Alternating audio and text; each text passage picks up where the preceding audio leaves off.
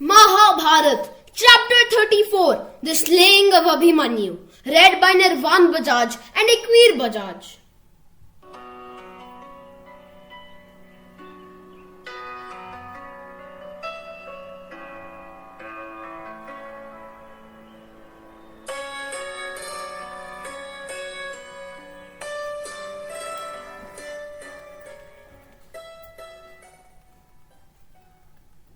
Mahabharata, Chapter 34, The Slaying of Abhimanyu.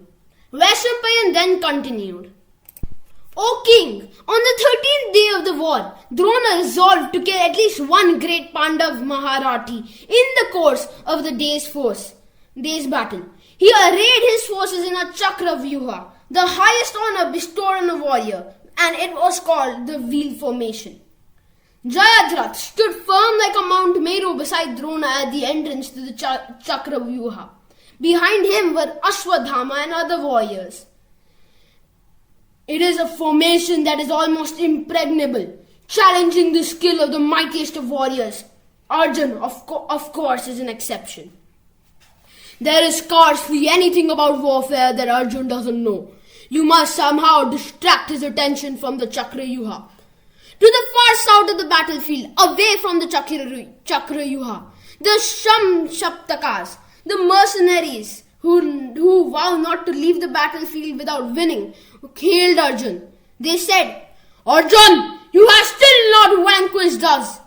And Arjun thought to himself, the Shaptakas are challenging me again. Arjun responded to their challenge again, leaving the Pandav army to struggle against Drona's difficult chakra formation. All the great Pandav warriors, Drishtadyumna, Shikhandi, Nakul, Sahadev, Ghatotkacha, Draupad, Virat and others tried to penetrate the formation but in vain. A shower of arrows from Drona held them in check.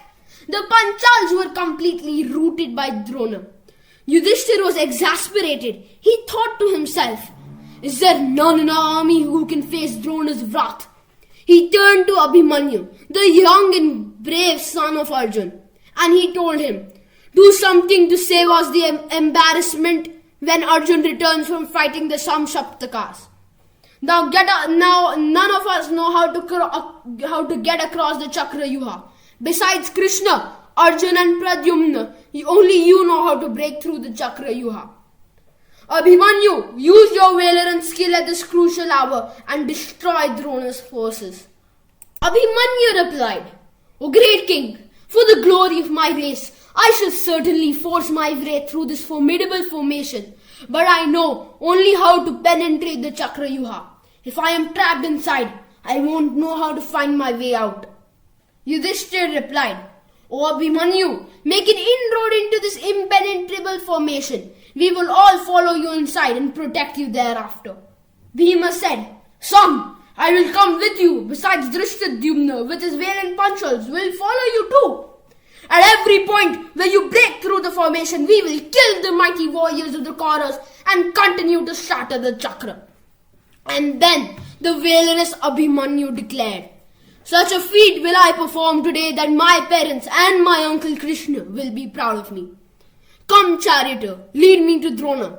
The charioteer replied, "This is a tremendous task assigned to you by your elders.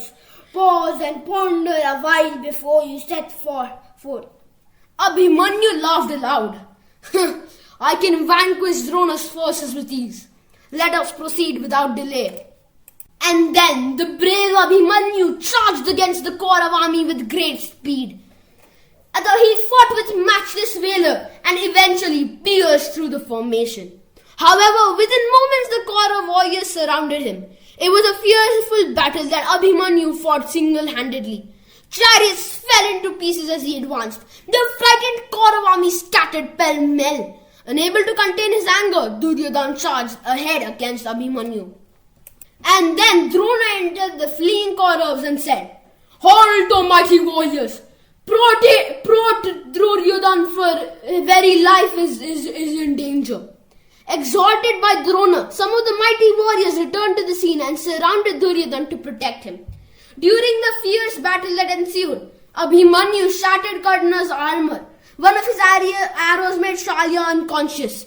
Exceedingly pleased with Abhimanyu's valor, Drona said to Kripa, "There is none as valiant in battle as young Abhimanyu, and yet he appears to be fighting with restraint." This made Duryodhana very angry. He declared, "Drona is deliberately sparing the life of Abhimanyu, son of his favorite pupil, Arjun. Safe under Drona's protection, Abhimanyu is acting brave and mighty. Vanquish him! Kill him!" Dushasan said, "I swear I will kill this son of Arjun." And as Dushasan approached, Abhimanyu shattered his bow with an arrow easily. He then shot arrow after arrow, deadly after arrow, which wounded Dushasan and knocked him unconscious. While Dushasan was being taken away from the battlefield, the Pandav warriors were still trying to follow Abhimanyu through the gap he had made in the Chakrayuha. With speed, Karna charged at Abhimanyu. Karna's brother too came up behind him to support. But Abhimanyu killed Karna's brother, and Karna, filled with fear, fled from the scene. Abhimanyu greatly tormented the Kaurav army. Meanwhile, the other Pandavas were trying to break into the Chakrayuha in a bid to reach Abhimanyu to save him. Seeing this, Jayadratha rushed to the spot and restrained the Pandavas while bravely withstanding their onslaught. Meanwhile, in Dhritarashtra's chamber, Sanjaya was narrating the story to him. Dhritarashtra asked, "Oh Sanjaya, how did Jayadratha restrain the advance of the Pandava army?" Sanjaya replied, "Jayadratha, O king, rushed to the spot where Abhimanyu had broken the formation of the Chakrayuha. And back in the battlefield, he wounded Bhima, Drishtadyumna, Virat, Draupad, Shikhandi and Yudhishthir with an incessant full fusillade of arrows. And then he obstructed the part of the Pandav army with a barrage of arrows. The Kauravas hailed Jayadratha's valor and rushed to support. Bravo, Jayadratha! Well done, Jayadratha!" And thus Abhimanyu was trapped. Abhimanyu, though isolated, battled on bravely inside the Chakra. And the Kaurav warriors wailed, "Abhimanyu is the second Yama. Using the weapons that Arjuna had obtained from the Gandharvas, Abhimanyu using the illusion of the thousands of Abhimanyus around the Kauravas. With one sharp arrow, he beheaded Duryodhana's son Lakshman. Soon after, Abhimanyu wounded Duryodhana and put him to flight. With him fled 6 Maharathis and their forces in mortal fear of Abhimanyu. Karna then fought with Abhimanyu. They wounded each other. Seeing all the Kauravas tormented by Abhimanyu, Karna asked Drona, "How can we kill Abhimanyu, O grandsire?" Drona answered, "Hurt as I am by his arrows, I cannot help but admire his speed and skill." Karna said, "Oh, the pain he is causing me with his arrows is too much for me to bear. But for the call of duty as a warrior, I would have fled the field." Drona laughed aloud and said to Karna, "Ha! It was I who taught his father Arjun to don the armor in such a way that no arrow can pierce it. Abhimanyu has obviously learned the art.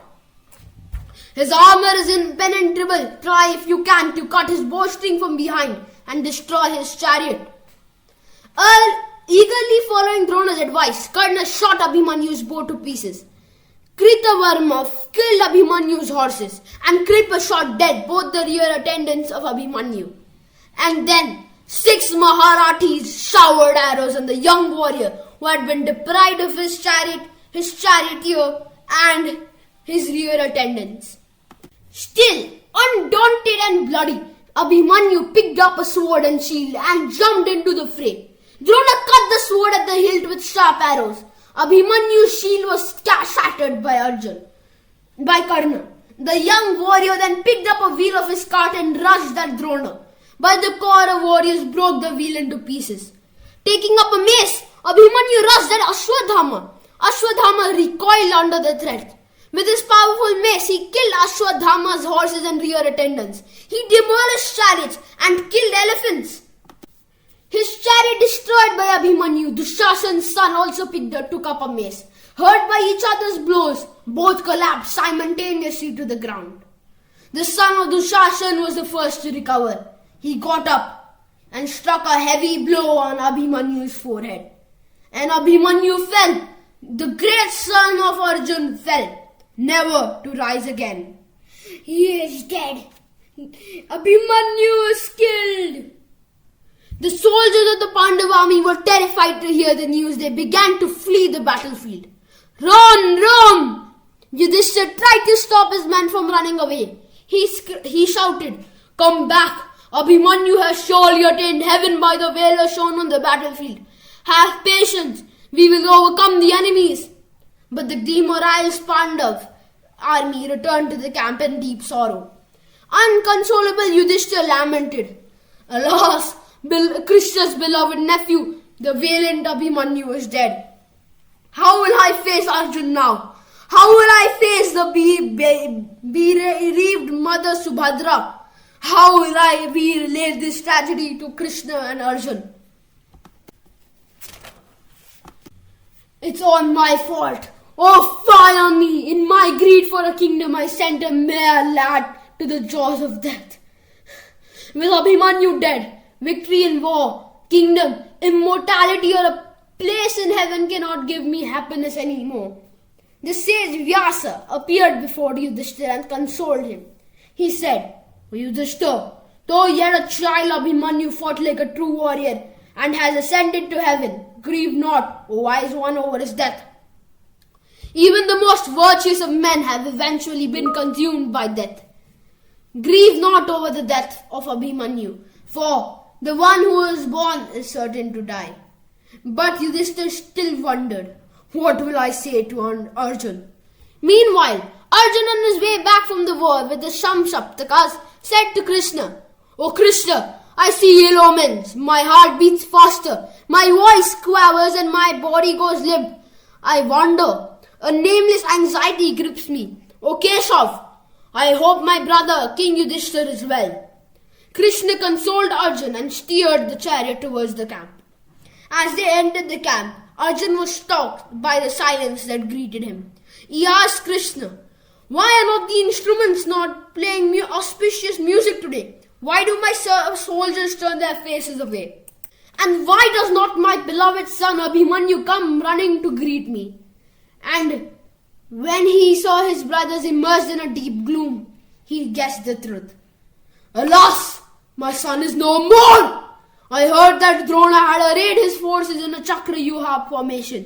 Among you, only Abhimanyu knew how to penetrate that. I had not yet taught Abhimanyu how to come out of the Chakra formation. Could it be that you sent the child into that deadly formation?" His words met with silence all around. "Tell me how my brave son was killed in battle. For whose sake will I live now that my dear son is no more? Whence will my heart find peace? The beloved of all, Abhimanyu, lies forlorn amid beasts and birds of prey. How unfortunate am I to be bereft of you, my son, Abhimanyu." Turning to Yudhishthira, he said angrily, "Did my son die fighting the mighty Maharatis? Surely they must have pounced on him when he was isolated, and he must have remembered me while dying. How will I face Draupadi and Subhadra?" Seeing Arjun in utter sorrow, Krishna consoled him. "Do not despair, friend. Take courage. All great warriors crave for death in the battlefield, and Abhimanyu was fortunately to die so bravely. Your sorrow is casting a gloom over all your brothers and friends here. Reassure them, O hero." Arjun looked up at his brothers and said, "Tell me how exactly Abhimanyu was killed. Tomorrow I will be the death to all of those who killed him." And then he asked, "How could Abhimanyu be killed when all of you, fully armed, were protecting him? Had I known that the Pandavas and Panchals were together incapable of protecting my son, I would myself have looked after him. I should blame myself for leaving him with cowards like you, who could not defend a mere lad and who can only talk big." No one was able to face the agonized Arjun or to speak a word to him. Finally, Yudhishthira, whose heart brimmed with love and respect for Arjun, spoke silently. "O Arjun, tormented by Drona who wanted to take me captive, we requested Abhimanyu to break through the Chakrayuha.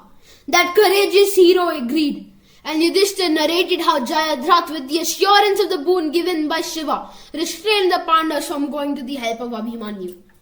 And the 6 Maharathis put Abhimanyu to death. Since then, O Arjun, we have been grief-stricken. Soon, Arjun recovered, trembling in indignation. He announced, "I will kill Jayadratha tomorrow." And he took out his bow. "Anyone who dares to protect Jayadratha shall die at my hands. And then, if I fail to kill Jayadratha by sundown tomorrow, I will consign myself to flames." And O king, angered by the death of his son, Arjun thus took the vow to kill Jayadratha before sundown next day. And thus ends the 34th session of our endearing of Vaishampayan's recital of Vyasa's immortal Ityasa, the Mahabharata. Stay tuned for Mahabharata chapter 35, and it is called Arjun Fulfills His Vow. Please subscribe to this channel, like, share and comment on this video. Thank you.